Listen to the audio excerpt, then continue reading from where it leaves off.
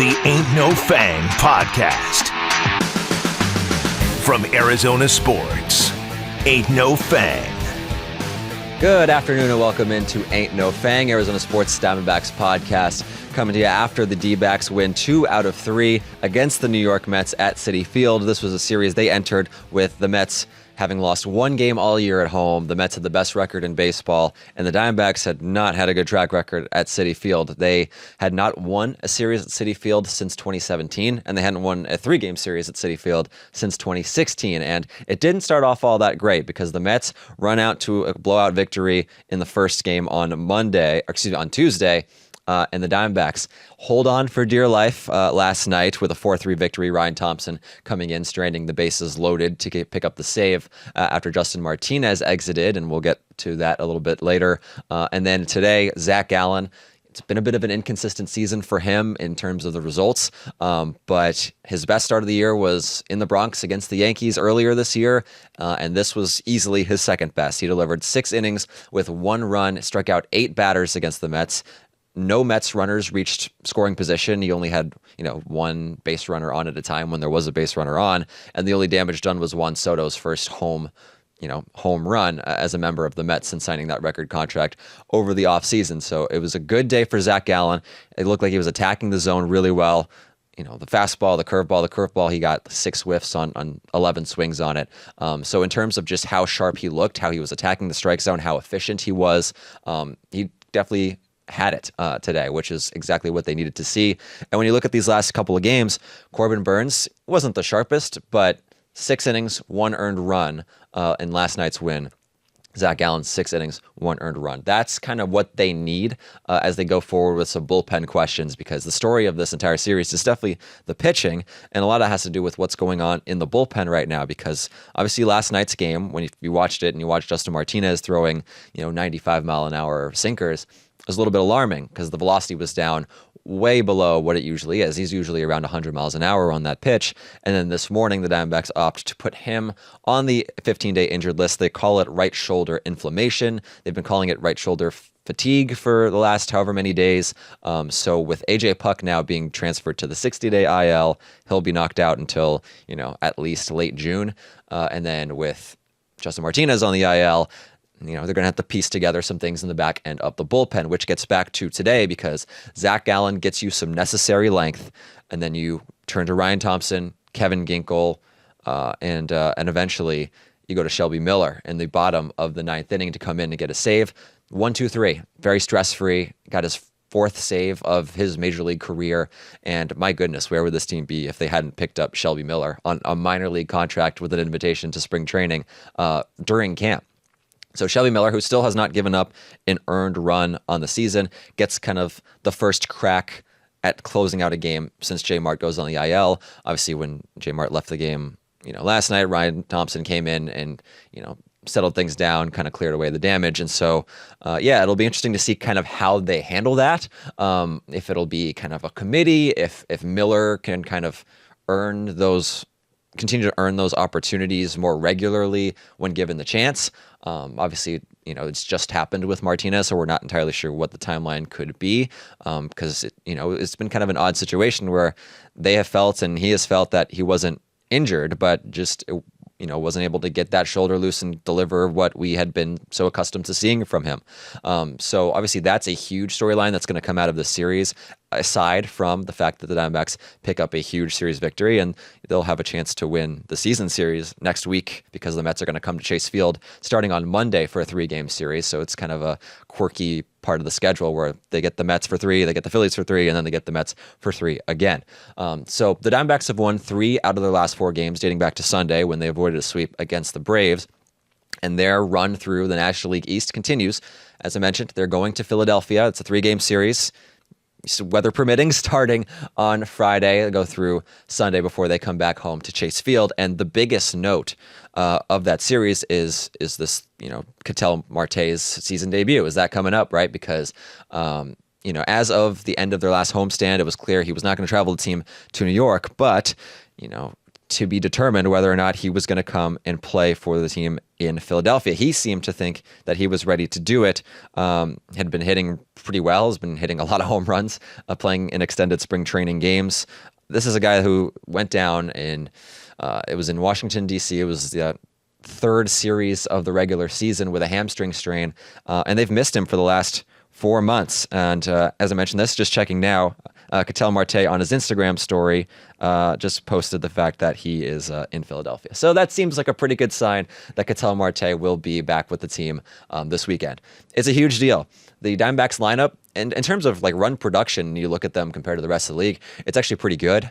Corbin Carroll has obviously been terrific to start the year. They've gotten some great contributions from Geraldo Perdomo and Josh Naylor and Pavin Smith. Alec Thomas has had a pretty good start to the season, but it's been a little bit top heavy with some inconsistencies up and down the lineup. Now you're adding Ketel Marte back into the mix to put up top with Corbin Carroll. It allows them the versatility of where they want to put Perdomo, whether they want to put him back in the bottom of the order to give you that length, whether they want to mix him in somewhere else because he's been so good. But it just gives them more options. And coming into the season, you felt that a Corbin Carroll, Ketel Marte 1-2 tandem could have been one of the best in baseball, and it still absolutely can be. We just haven't really gotten to see it for more than the 8 games we saw at the beginning of the season, and now getting Ketel Marte back, for a big series in Philadelphia before they face the Mets again, and then the Dodgers, and then the Giants. It's a good time to get him back into the mix, and it certainly feels a little bit better too, coming off of a couple of pretty big wins. So Justin Martinez going down.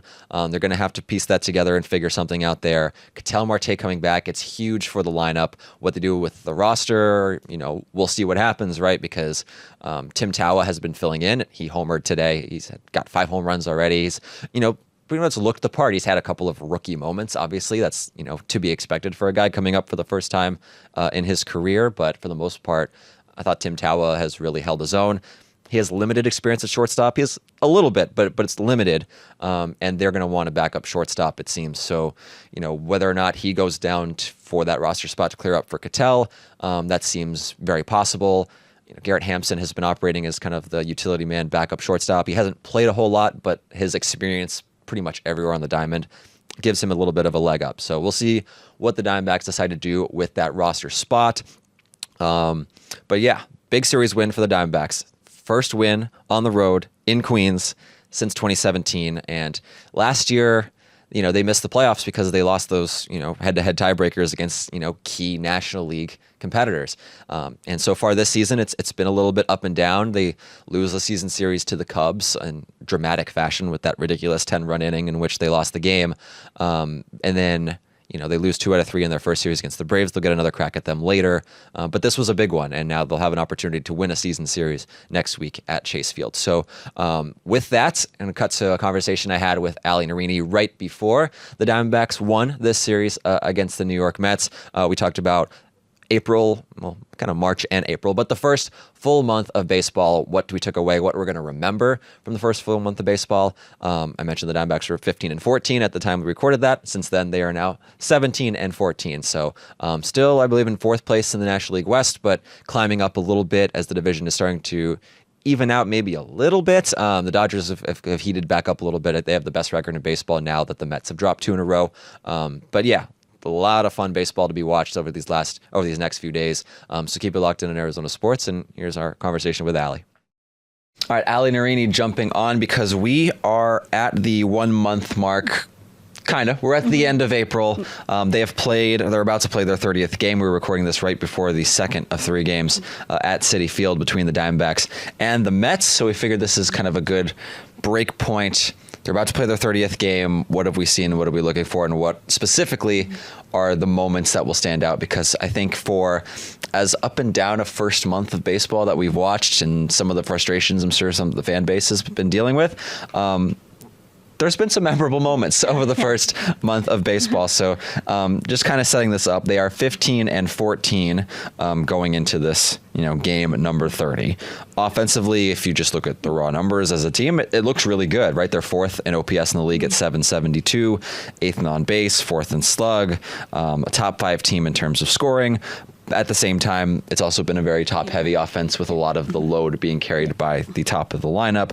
And then you look at the pitching, 4.56 ERA for the starters. That's 24th.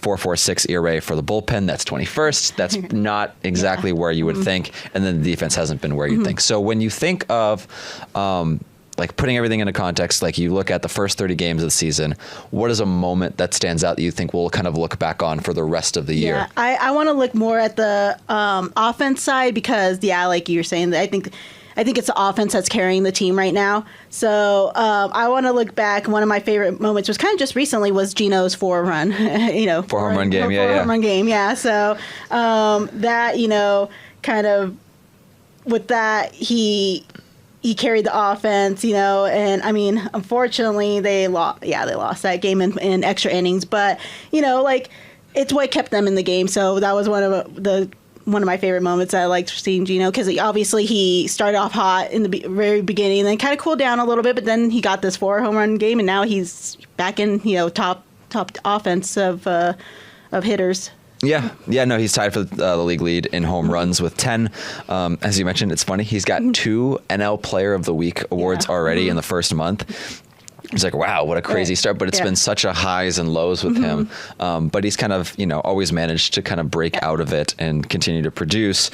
That game was so crazy. And to watch a 4-home run game and then the team to lose, that's also kind of an encapsulation of what we've seen over the first month a little bit, right? Yeah, right. And, that's where now, again, we're talking with the pitching, that's where the pitching needs to come in. I think for, especially with this month coming up where they're actually playing their division teams. So, but that game was just a good moment, especially, and it was at home too. So it was good for the fans, Kind of, until they lost the game, obviously.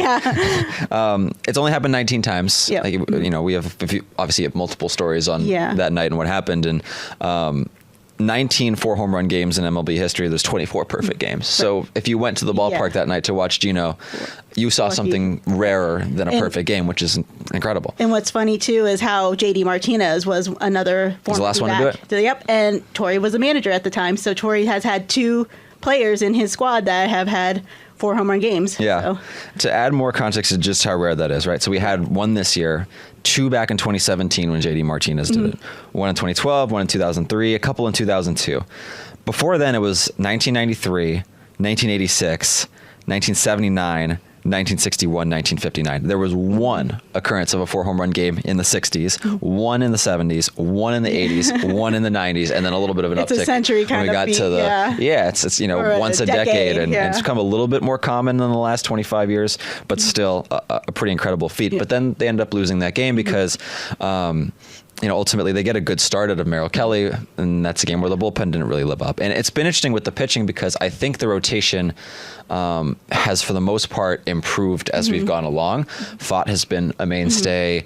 Merrill had that 1 bad start in Yankee Stadium, but otherwise has been great. Erod had that bad start last night against the Mets, but otherwise has been at least pretty good at keeping them in games. And Burns feels like he's getting better and better as he goes out there. But they got off to a really rocky start as a starting rotation. And I think the bullpen got off to a pretty good start and then has more recently shown its falters. So it's about kind of getting them on the same page. I'm waiting for Burns and Gallen to start reeling it in. And once they start finding their spots and, what they need to do, then they're going to be a tough team to beat. So yeah, I think so. Jeff Passan had his month takeaways that published in on ESPN.com today. And what he said about the Diamondbacks is it's, hard to believe that a rotation this deep and this talented is going to finish. They're currently 24th in starting pitcher ERA. That seems like that's not going to be the case throughout the entire season. So what else can they do to kind of, make up for some of the margins that we've seen, whether that's defense, whether that's lineup depth? They're about to get Ketel Marte back, which is going to help a lot. I'm going to go with that 10-run inning because I think it's a very similar theme. But I also think that game is particularly telling because of the timing. In that game, the Diamondbacks managed to score 10 runs in an inning for this, what looked like incredible comeback win at Wrigley Field against the Cubs to start a 3-game series against the Cubs. And they did it, kind of in a Diamondback-y way, where there was timely slug, but, single, Gino grand slam, walk, single, double, walk, and then Lourdes hits a home run. And then they blow it because the Cubs follow that up with a ridiculous bottom of the 8th inning in one of the craziest games ever played at Wrigley Field. The timing of that was interesting because obviously, you look around online. It's not hard to find fans upset about this and that. But there was like, what happened? Where are our best relievers? And the answer is like, well, they've been pitching a lot lately, especially in that Miami series. The next day, AJ Puck lands on the injured list. And then we soon find out later that Justin Martinez was dealing with some fatigue and that knocked him out for 5 games. And really since that point, since the end of that Marlins series, the bullpen has kind of been a little bit in scramble mode because you don't have Puck, and because Martinez is dealing with whatever he's dealing with in his shoulder. Now they just get Kevin Ginkel back. You hope that Martinez is healthier and that they can kind of get a little bit more stability back there. And we heard the good news about how AJ Puck won't need a surgery, so that's hopefully something that will save the time for D-backs of his recovery time. So that's going to be good to get him back, and now that we have Ginkel back, that's even better. So yeah, Graveman will be back at some point. They're short on lefties for now, but we'll see how they manage with that going forward. But that was an interesting game for me, not only because it showed the upside of the offense, because they got a pretty good start from Corbin Burnes in really hard conditions with the wind blowing out in Wrigley Field. But that was kind of the moment where the bullpen went from like, oh, it's been a really good unit for the first however many weeks of the season, and it's kind of had to go through some muck over the last couple of weeks. Now the hope is that it's kind of getting back on track. So any other, a game, a player, it's been 30 games, and so I'm kind of leaving this pretty wide open that you want to talk about. That Cubs game was I've done hundreds of baseball games in my lifetime, more than 100, and that was one of the craziest games I've ever seen, really. It was just where I was constantly trying to cut highlights because there's so many runs in one little inning, and of course it was a back end, so that was one of the craziest games I've ever experienced. But another one I liked recently though was Corbin Carroll had a 2 triple game. So that one he had one to start off the game against that was Atlanta this past weekend, right? So and so he led off with the triple in the bottom of first, and then I believe he got another one in the 7th, I believe it was. So it just shows his speed again, and shows his strength as an offensive player. So I liked seeing that from Corbin. Yeah, overall Corbin's had such a great month. I looked this up. Diamondbacks with a 1,000 OPS and 9 home runs in the first 29 games of a season. It's a short list. It's Corbin. It's AJ Pollock back in 2018. Okay. He was the last one to do it. Goldschmidt, Kelly Johnson, Reggie Sanders, Luis Gonzalez, Steve Finley, Gonzo again. He did it in 01 and in 99, and then Matt Williams. And then if you shorten that to 80 total bases, it's just Corbin, Matt, and Luis Gonzalez. That was a cool game because it kind of showed kind of all encompassing. He set a tone for that game defensively with a throw that he made, and then immediately followed that up with a triple in which he broke the season record for how fast you can go from home to third. And then he did that again, and he broke his own record. He didn't end up scoring on the second one, but the way that he played really kind of established kind of an energy and a pace to which they played that game, which really got them out of a 4-game slide and kind of needed that going into a tough road trip. So I like that one. I wanted to ask you, going back to the Gino 4 home run game, you were producing that game. Whenever he comes up to the plate, after he hits his second home run and after he hits his third home run, are you just okay, get the highlights ready because this is going to be something. Obviously, we always mark and highlight and cut the highlights for runs, but it was the Corbin thing that was a little tricky because that it's he could have just had one, especially with cycles. Those are hard to decide when to cut highlights because you're it's just a single that might not turn into anything, and it's okay, well then he got a triple out of the way. Okay, well I'll mark that triple. And then the home run, you're okay, well, obviously it's a run scored, so we're gonna cut that. But yeah, with Geno's, it's always, no matter what, if it's always a run scored, we always mark it. So, and then later on, we'll put it into a little montage because we like to have, just for producers for the shows the next day, we like to play the full. All 4 home runs, because it doesn't happen, obviously. No. So, No, that's what I mean. When he's coming up to the plate in the 9th inning of a 1-run game after he's hit 3 home runs, are you oh my God, he's going to do it. Pretty much. That's what, and I think I remember, with that game, I was if only he was up to bat the inning before, because I believe in that situation, it was a situation where he was the batter on deck, I believe, I think that was the bottom of the 8th. Yeah. And there was a runner on. So if he would have done what he did, coming up in the next at bats, right? You would have been able to cut the go ahead. It would have ultimately been a win, probably. But we don't want to sound like time travelers or anything like that. But like, you know, if only they just got him up that inning before, his solo home run would have became a 2-run home run, or well, yeah, it would have became a 2-run home run. So. Yeah, that's a tough one to swallow. I mean, I think he said afterwards it's kind of a mixed emotions because that's like a moment in your career that no one is ever going to forget. But at the same time, it's, you know, it sucks to lose a game like that because of just how historical the night was. You want to, you know, play those highlights forever, and I'm sure they will. Yeah. But it's, you know, a little bit different when you don't come away with the win. So, and so, I don't want to sound like too negative. Overall, it's a 15-14 record going into Game 30. They've had some great performances from Corbin Carroll, from Pavin Smith, from Geraldo Perdomo, from Josh Naylor. You know, as we get deeper into the season and we look at like, who could be like all-star potentials? Corbin's obviously, you know, at the fast track to that, but you know, could a guy like Naylor or Perdomo or somebody like challenge for that? So we've gotten some great stuff from the top of the order. The, you know, rotation, it feels like it's coming around a little bit. You want to see more consistency there, and hopefully the bullpen stabilizes a little bit. But overall, it's been a bit of a mixed bag. I think Mike Fitzgerald, their assistant general manager, went on Wolf and Luke today and kind of mentioned their, you know, if they had a report card, there would be A's on it, but there would be some C's and there would be some D's. The defense being kind of a standout with that. I think ultimately with the way the NL West is right now, they're still keeping up with them, which is good. So it's evened out a little bit. The Giants have managed to stay really hot. The Dodgers have kind of evened out a little bit. If they've gone through some pitching injuries. Again, amazing how many arms you can assemble, but still not have like a complete rotation. And then the Padres leveled out a little bit as well. So it doesn't feel quite as like, oh my gosh, every single one of these teams is winning every single game. But the Diamondbacks are in fourth place right now, and they're going to finally get their cracks at some of these teams starting up in early May when they play the Dodgers for 4, and then they go to San Francisco, and then they go to LA. They play the Rockies. Oh my gosh. Have you seen the Rockies record? What last I saw was 4-20.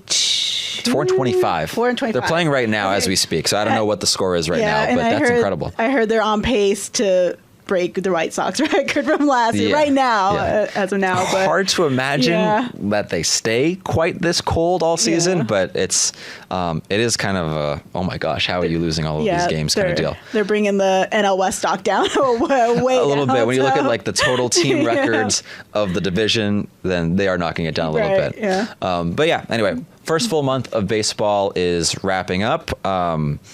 You know, Diamondbacks, after their series at Citi Field, they will head to Philadelphia. You know, hopefully Ketel Marte will be back in the lineup for those games against the Phillies, and then big homestand next week with the Mets coming to town, and then the Dodgers for 4. First time the Diamondbacks will play the Dodgers this season. So for all the coverage, keep it locked on Arizona Sports and ArizonaSports.com. For Ali Nerini, I'm Alex Weiner. Thank you to Steve Zinsmeister for joining us to recap the Mets series a little bit earlier, and thanks so much to you for listening.